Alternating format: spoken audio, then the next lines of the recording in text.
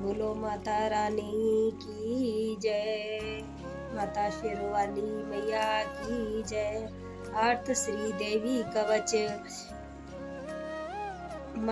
महर्षि मार्कंडे जी बोले, पितामह, इस संसार में जो परम गुप्त हो तथा प्राणियों की सब प्रकार से रक्षा करने वाला हो, और जो आज तक आपने किसी को भी नहीं बताया हो, वह साधन रूपी कवच मुझे बताइए।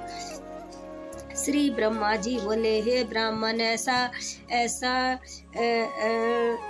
श्री ब्राह्मण जी, हे ब्राह्मण, ऐसा एकमात्र साधन तो देवी माँ का कवच ही है, जो अत्यंत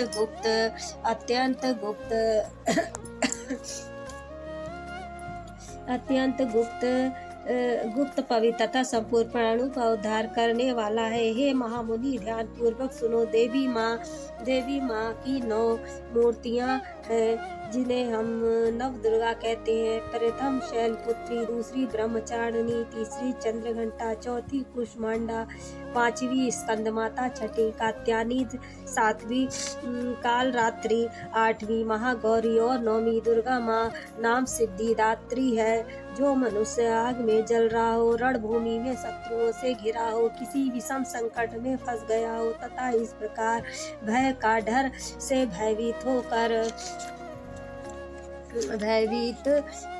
जो प्राणी श्रद्धा पूर्वक माँ भगवती की शरण में चले जाते हैं, उनका कभी भी कोई अमंगल अनिष्ट नहीं होता। युद्ध के समय भारी संकट पड़ने पर भी शरणागत के कभी अमंगल नहीं होता। युद्ध के समय भारी संकट पड़ने पर भी शरणागत के ऊपर कोई दुख विपत्ति दिखाई नहीं देती है।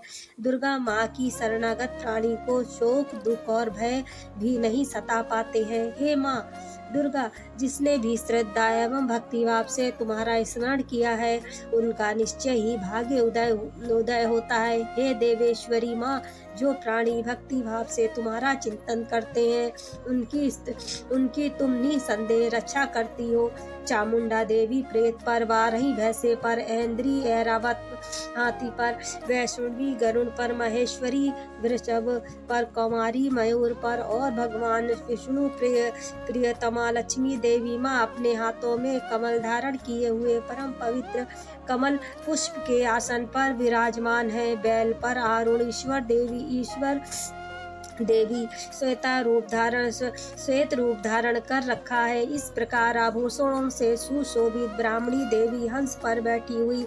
इस प्रकार सब देवी माताएं सब प्रकार की योग शक्तियों से संपन्न, इनके अलावा और भी बहुत सी परम पवित्र देवियां हैं, जो विभिन्न प्रकार से आभूषणों एवं अनमोल रत्नों से शोभायमान है।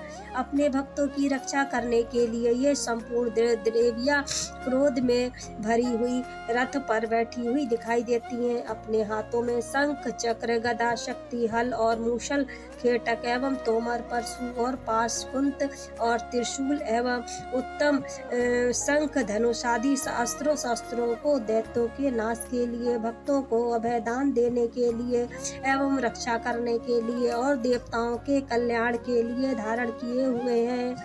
जय माता रानी की जय। जय हो माता रानी की जय।